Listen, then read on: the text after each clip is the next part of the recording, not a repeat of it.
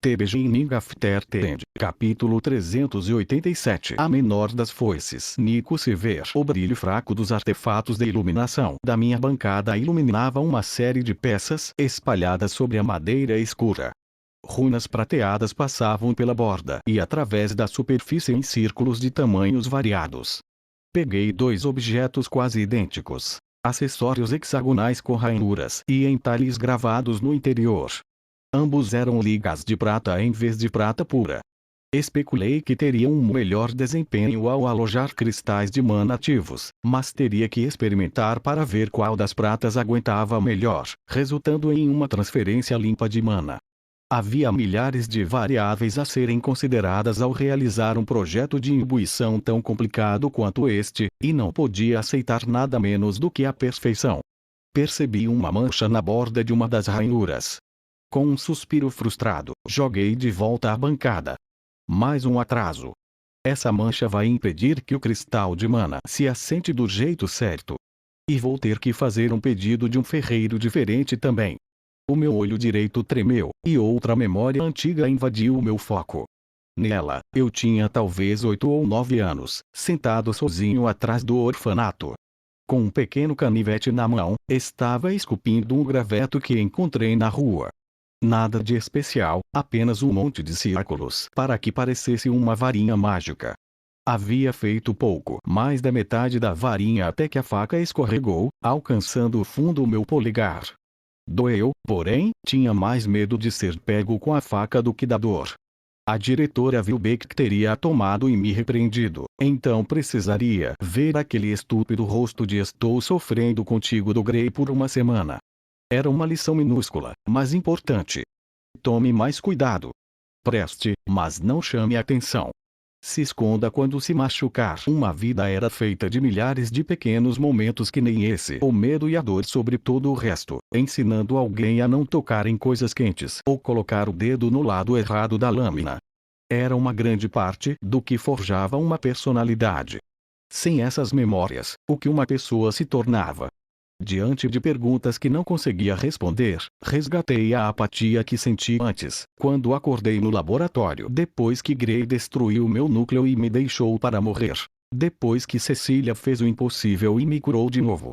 Meu punho acertou a bancada, fazendo as peças saltarem. O núcleo dracônico que roubei saiu de um círculo de runas e foi em direção à beirada. A raiva que sentia foi trocada por um súbito alarme, e praticamente me joguei à mesa para agarrá-lo, ou embalando com mãos. Segurando a carcaça dura e fria, era mais fácil afastar a irritação e focar na apatia. Precisava desse controle. Por mais que essas memórias invasivas das vidas passadas, tanto em Dicatem como na Terra, sendo o idiota Elijah, fossem problemáticas, protegia elas a todo custo. Agora que as tinha de volta, não as largaria outra vez, o que significava que guardaria um segredo de Agrona. Senti uma sensação satisfatória, embora ele não pudesse ser enganado com facilidade.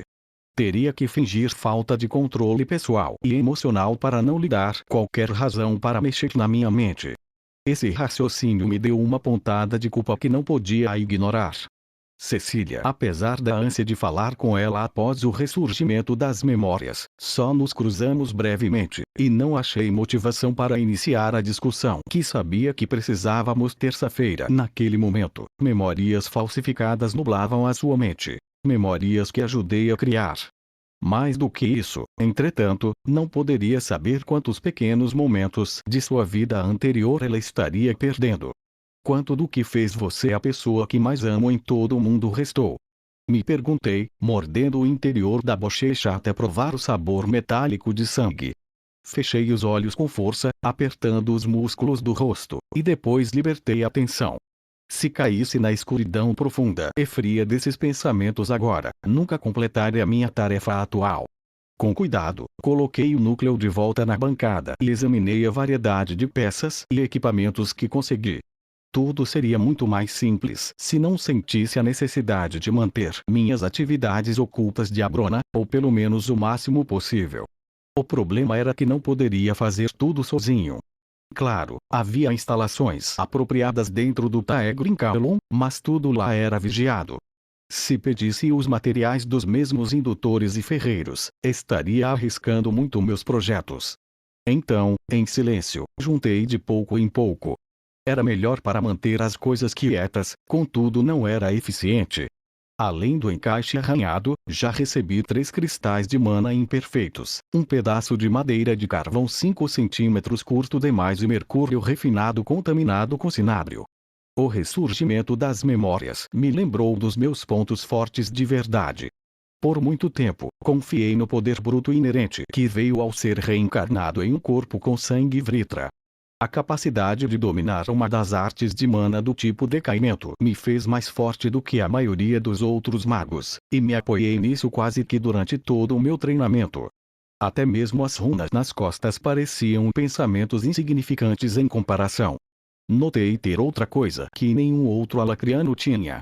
Na Terra, fui um mago técnico, dominando princípios científicos avançados em tenra idade para alcançar feitos como suprimir o ki de Cecília e permitir que ela tivesse algo semelhante a uma vida normal. Após a morte dela, me joguei nas pesquisas, aprendendo o máximo de engenharia, física e ki que pude. Uma quantidade surpreendente desse conhecimento era aplicável a essa magia atual, especialmente indução e artífice. A energia tinha que ser fornecida e transferida com eficiência para ser emitida atrás de um resultado específico. Eficiência, repeti para mim. Esse é o verdadeiro problema. Se é para funcionar, tem que permitir uma manipulação inteira e eficiente da mana, sem atrasos ou perdas. Em Dikaten, fui treinado para manipular a mana atmosférica, não apenas as runas e formações de feitiços específicos. Fui a uma das melhores academias de magia do continente e estudei com professores talentosos, aprendendo a teoria da mana e um tipo de manipulação não estudada em Eláquia. Os magos aprenderam a compreender a forma de um feitiço, a moldar a mana e sua intenção com a mente através de cânticos e outros acessórios, que nem varinhas. Era mais difícil e demorado, todavia bem mais versátil. Era possível ajustar o objetivo ou as palavras do cântico para mudar a sua saída e até criar um novo feitiço.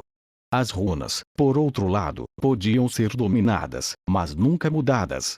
Eram fixas, assim como o benefício proporcionado ao núcleo e ao corpo. Sem novas runas sendo distribuídas devagar pelos servos de Agrona, nenhum alacriano faria um verdadeiro progresso, mesmo entre as foices.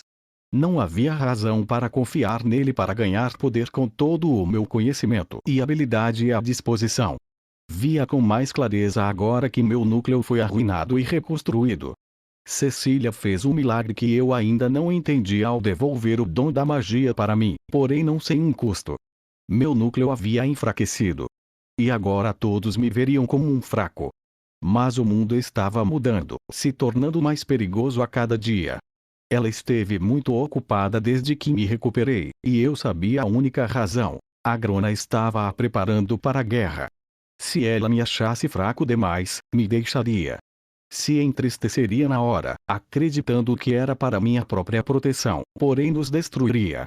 Ela nunca mais olharia para mim como antes, e Agrona ia me tirar cada vez mais de cena. Ela não seria nada além de uma arma, e o pior de tudo, sem saber que no passado queria qualquer outra coisa que não fosse ser usada. Precisava ficar ao lado dela. Precisava protegê-la.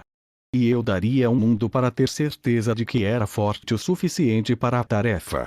Certo do meu propósito, levantei um longo e retorcido ramo preto de madeira, que me arrisquei para pegar ao invadir os depósitos privados de Agrona depois da primeira amostra ter se mostrado inadequada.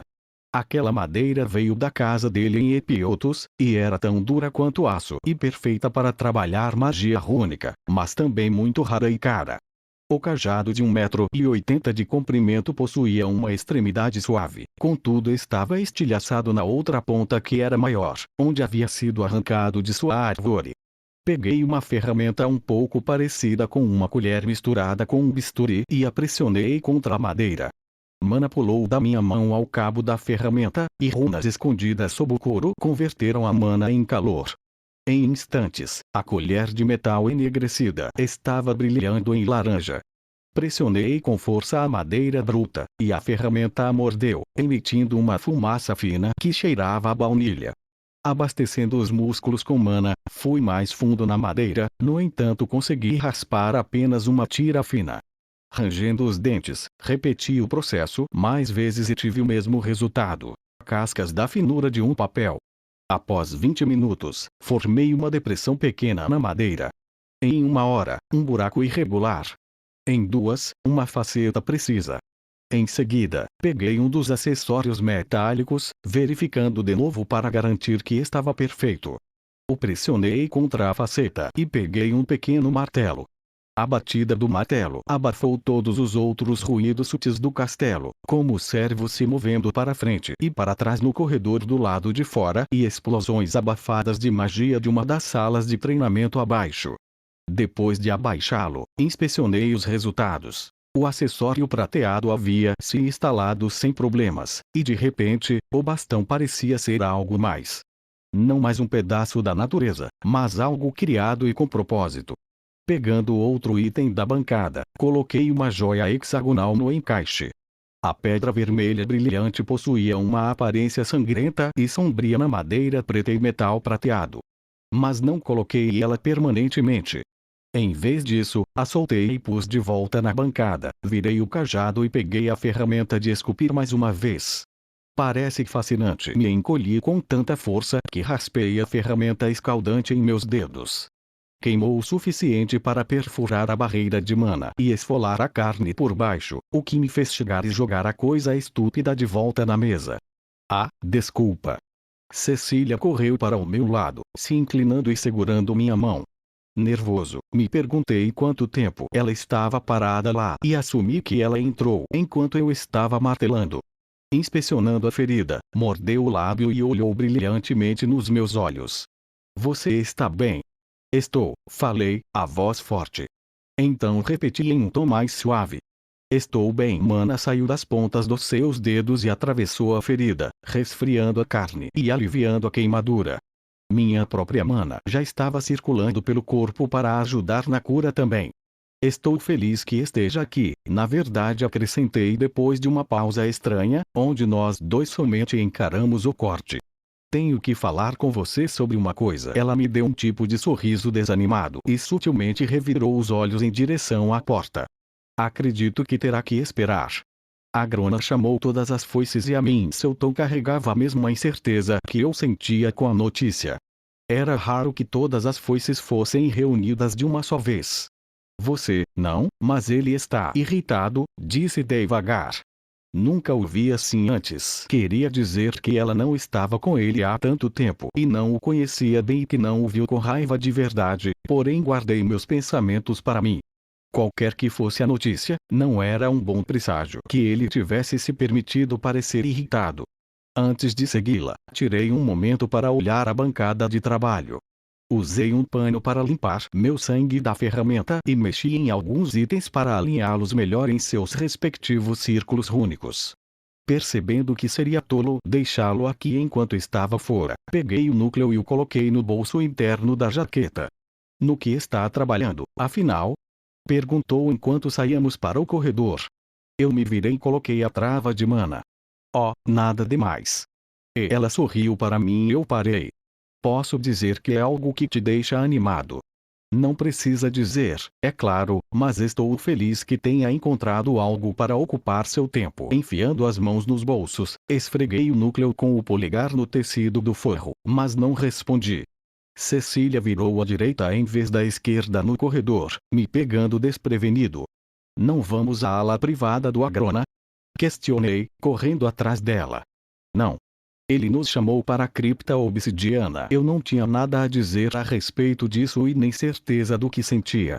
A cripta obsidiana era onde os mais importantes súditos dele tinham suas concessões. Assombrações, foices, retentores e, ocasionalmente, até guerreiros de alto sangue ou ascendentes que chamaram a sua atenção. Só havia uma razão para ele nos chamar para lá. Haveria uma concessão. Talvez não fossem más notícias, afinal. Nico, eu queria dizer que a voz dela me tirou dos pensamentos. Aceitei a mudança de aparência dela, assim como aceitei a minha. Vendo os belos traços élficos, orelhas pontiagudas, olhos em forma de amêndoa e os cabelos prateados que ela continuava ameaçando tingir, agora, embrulhados com todas as memórias de Elijah de Tercia Eralit, causaram mais conflito do que estava acostumado. Sinto muito por não ter aparecido muito nos últimos dias. Queria falar contigo. Tenho certeza de que superar o que aconteceu no Victoriade foi difícil, mas tem muita coisa acontecendo em Dicata e Alacria, e ele me manteve extraordinariamente ocupada. Então isso só confirmou o que eu já tinha adivinhado. A Grona estava se preparando para liberá-la e mandá-la para uma batalha real. Minha mente logo foi em direção ao cajado, que mal foi começado, jogado em meu quarto, e de repente me irritei com essa perda de tempo.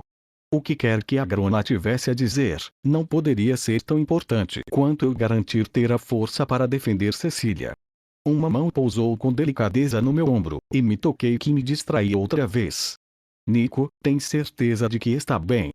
Cecília perguntou, a preocupação enrugando seu rosto impecável. Como você disse, tem sido difícil. Desculpa por me distrair. É só muita coisa na cabeça. Ela abriu o sorriso mais gentil e compreensivo que podia imaginar, e seus dedos roçaram minha bochecha. Não me peça desculpas. Somos as duas únicas pessoas que conseguem entender de verdade pelo que o outro passou. A emoção dentro de mim ficou mais forte, enchendo meu peito com uma doçura quente, e então ela acrescentou. Bem, exceto a Grona, é claro, e a sensação murchou e desapareceu. A seguir por uma série de escadas estreitas e sinuosas e entramos em um túnel mal feito. No fim, chegamos a uma câmara esculpida com pedras negras lisas e ondulantes que brilhavam um roxo, quase como se emitisse a própria luz. A Grona já estava lá, diante de um par de portas esculpidas com a imagem de um basilisco transformado com seu corpo longo e serpentino enrolado em V e asas de couro dobradas, runas caindo de suas garras sobre uma série de rostos virados para cima. A Grona dando magia ao povo. Sempre achei a escultura serena, a visão de alguma forma passando uma imagem forte e pacífica simultaneamente. O verdadeiro, parado com os braços cruzados e o rosto a própria máscara do desprazer, era o exato oposto. Meus riviessa marcaram presença. Fiquei atordoado ao ver as duas mulheres poderosas com os olhos desviados, encolhidas feito ladras usando capuz para tentar parecer menores e menos ameaçadoras. Nunca vi aquele olhar em foices antes. Atrás de cada foice havia um retentor. Eu estava mais do que familiarizado com Avar, a rosa negra de Etril. Vestida com vestes pretas e finas, quase desapareceu na escuridão da antecâmara, exceto, é claro, por seus cabelos brancos curtos, tão claros que pareciam brilhar. Apesar de ser apenas um pouco mais velha do que eu, ou, pelo menos, esse corpo, foi retentora de Viessa por quase 4 anos, e treinamos bastante juntos. A bruxa venenosa Bivral, por outro lado, evitei em grande parte. Era uma criatura horrível de se olhar, semelhante a um punhado de paus quebrados sujos de lodo de pântano com alguns trapos velhos, rasgados e nojentos de roupa. Seus irmãos eram magos fracos. Bilal dificilmente pôde segurar Tessia Eralit por tempo suficiente para que eu chegasse, claro, morreu no processo. Mavar teve o bom senso de manter os olhos nas costas de meus D, contudo Bivrai olhou para mim e Cecília quando entramos e não desviou o olhar até que, vários segundos depois, passos pesados anunciaram outra chegada. Dragot teve que se curvar para caminhar pelo túnel sem raspar os chifres, e quando entrou, se levantou e se esticou casualmente. Dando um sorriso descuidado à Grona, passou por mim e Cecília para ficar bem na nossa frente, as costas tão largas que bloquearam nossa visão do alto soberanos de Alacria. Ele foi seguido por um mago que eu conhecia pelo nome e reputação, mas não pela visão. Echeron, seu novo retentor. O homem era alto e escultural. Chifres curtos de ônix se projetavam que nem espinhos de seus cabelos dourados arrumados com cuidado. Seus olhos cinza prateados encontraram os meus, e as feições esculpidas dele se contorceram em uma carranca antes de suavizar de novo. Ele ficou ao nosso lado e logo atrás de Dragot. O silêncio encheu a antecâmara, ficando mais desconfortável quanto mais demorava. Ao meu lado, pude sentir a frustração de Cecília enquanto seus olhos turquesa queimavam buracos nas costas de Dragot. Qualquer sensação da intimidação que eu sabia que ela costumava sentir na presença das foices desapareceu, porém não tinha certeza do que estava impulsionando suas emoções atuais. Um nó incômodo surgiu em meu estômago quando conectei o medo estridente das mulheres com a raiva fervilhante de Cecília. As foices falharam com Agrona e algo. O que não me importava, mas ver o quão leal e apegado a ela se tornara a ele era um horror que não sabia processar. Era quase como olhar para um espelho que mostrava uma versão muito mais jovem de mim, quando me joguei no Monte Nishan sob o seu comando. Um frio de congelar ossos de repente começou a se infiltrar pela sala, conjurando cristais de gelo nas paredes e no chão e até no tecido da minha jaqueta, antecedendo a sua fala. Primeiro, falham comigo no Victoriade, permitindo que Arthur Levin, um garoto, escape. E depois, de algum jeito perdem Sesclar para um traidor. Minha mente ficou presa nessas palavras. Sesclar, perdido. O quê? Foi aí que processei a ausência de Cerise e seu retentor. Finalmente, duas das minhas foices recuam diante de um oponente ferido e talvez quase morto, deixando de Katen sob a autoridade de um único retentor, com o qual agora perdemos contato. Os seus olhos escarlates furiosos varreram a sala, queimando feito fogo do inferno onde quer que pousassem. Perdoe-nos, Alto Soberano. Temíamos que o ar dos pulmões de meus de quando ele direcionou toda a sua ira a ela foi sugado, e quaisquer que fossem os apelos que pretendia proferir morreram em seus lábios. Você é fraca. Ele fez uma pausa, deixando essa proclamação martelar na mente dela. O inimigo cresceu sob seu nariz. No entanto, por mais que tenha me desapontado, não colocarei toda a culpa em suas costas. Ele abriu os braços e se moveu para ficar na frente dela, acariciando seu chifre. Te dei o poder que precisava para o papel que queria que desempenhasse. Agora, parece que seus papéis terão que mudar. Nosso inimigo evoluiu, e você também deverá. Ela se ajoelhou de imediato. Por favor, Alto Soberano, permita-me ser a primeira a entrar na cripta obsidiana. Nenhuma emoção marcou os traços suaves dele enquanto olhava para a parte de trás da cabeça dela. Após uma breve pausa, disse simplesmente: não. Ele se virou e cruzou a antecâmara para ficar diante de Dragot. Quando o fez, as proporções da sala e de todos nela pareceram mudar, de modo que a foice e o Alto Soberano eram de igual altura. Pisquei várias vezes, lutando para afastar a sensação estranha. Quando esvaziei a cabeça, ele estava falando. Das minhas 4 foices restantes, somente uma foi corajosa o suficiente para enfrentar Arthur Levin em batalha. O resto de vocês ficou à margem do Victoriade, deixando o melhor e o pior de vocês ir à ruína. Toda a massa muscular prodigiosa de Dragot ficou tensa, e ele se afastou, me oferecendo uma visão clara do basilisco. Agrona estava olhando para mim. Hoje, a menor das foices será a primeira a entrar na cripta obsidiana. Enrijeci, pego de surpresa. As provocações e brincadeiras não eram nada de novo. No entanto, neste caso, parecia-me elogiar em vez de insultar. Uma mão macia descansou abaixo da minha nuca, e me virei para ver Cecília, sorrindo encorajadoramente. Dei um passo à frente. As portas da cripta se abriram quando 2 magos vestidos de preto saíram de dentro. Ele gesticulou em direção à entrada enquanto eles colocavam as costas contra a parede e esperavam. No começo, hesitei. Não que pudesse recusar, mesmo que quisesse por alguma razão, porém não podia deixar de me perguntar o real porquê dele me enviar primeiro. Seria apenas uma tática para irritar as outras foices, ou talvez quisesse ver o efeito que uma concessão teria sobre mim depois que meu núcleo foi destruído e reparado? Jogos dentro de jogos, me lembrei. Me movendo devagar, entretanto com propósito, entrei e passei pelos 2 magos, que fecharam as portas atrás de mim. A cripta obsidiana era um lugar estranho e sombrio.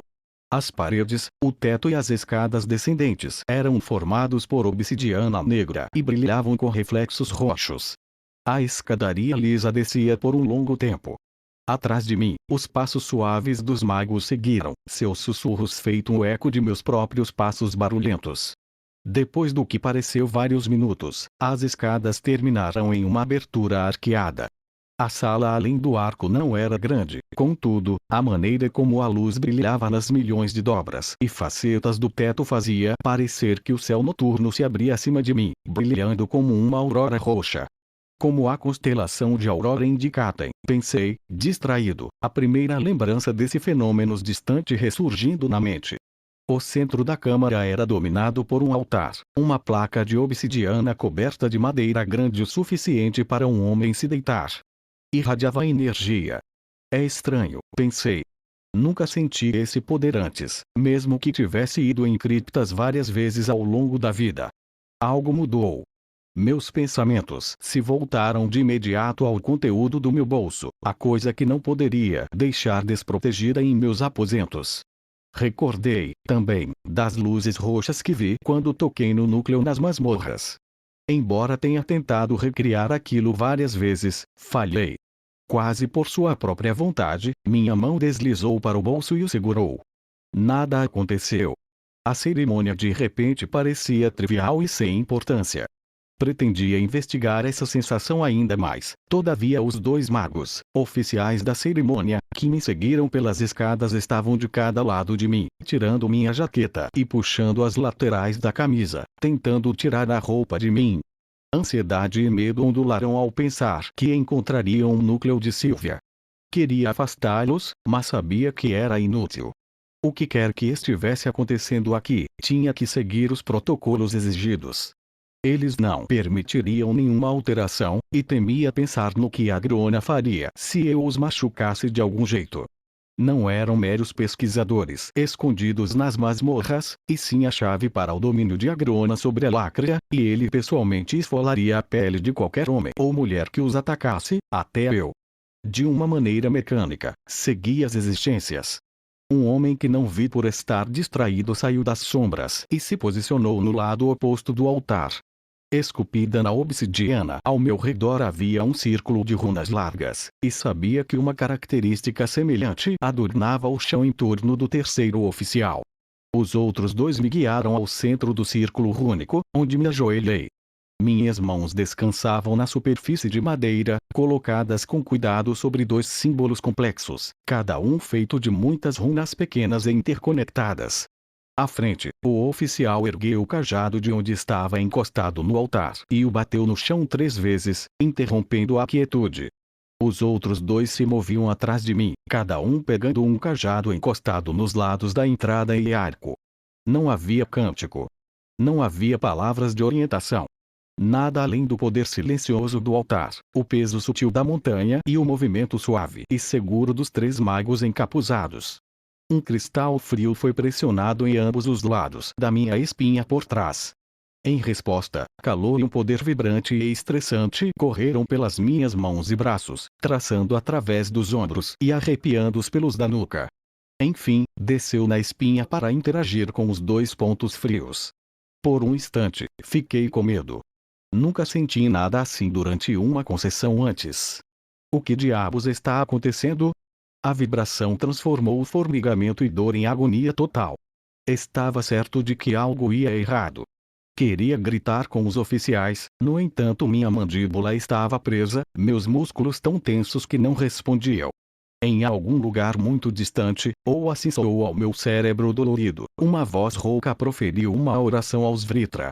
Comecei a tremer e suar da cabeça aos pés. E feito um punho se soltando, a dor diminuiu. O quarto oscilou, e eu teria desabado se não fosse pelas mãos fortes dos 2 oficiais. Eles me puxaram para cima e, desajeitados, puseram minha camisa de volta e puxaram meus braços à jaqueta. Suspenso entre eles, fui arrastado escada acima, um passo de cada vez. Atrás de mim, ouvi o virar do pergaminho e o murmúrio silencioso do terceiro oficial. Meu núcleo começou a doer ferozmente. Um me segurou enquanto o outro lutava para abrir as enormes portas de pedra sozinho. Quando um lado da porta enfim se moveu para fora, lágrimas brotaram em mim devido ao brilho, e só pude piscar conforme fluíam, esquentando meu rosto. Fui puxado da escada para a antecâmara. Lento, olhei em volta e notei rostos surpresos. Quando meu olhar instável pousou em Cecília, se fixou nela. O brilho de seus belos cabelos e roupa turquesa se destacavam como fazia a lua nas noites sem estrelas. A preocupação estava gravada em seus traços, porém se segurava. O que tem de errado com ele? A voz de Mewsbury com uma pitada de preocupação. A cerimônia falhou. Uma voz barítono profunda, agrona. Arrastada, quase entediada. Sem nenhum tom de surpresa. Como se já esperasse que eu ia falhar. De repente, fui virado, e minha camisa foi levantada, fazendo o ar frio me gelar. Palavras e mais palavras, cada vez mais difícil de entender. Lutei para virar a cabeça, olhando por cima do ombro. A mão de Cecília tapando a boca, as sobrancelhas franzidas de preocupação. Uma série de emoções em rostos embaçados, curiosidade, confusão, irritação. As feições de Agrona se fundiram quando se inclinou para dar uma olhada melhor, a expressão indecifrável. Uma regália, o oficial dizia. No entanto, algo novo. Algo não registrado nos tomos antigos. O cansaço, incerteza e a dor profunda do núcleo provaram muitas coisas, e a escuridão me alcançou. Com prazer, abracei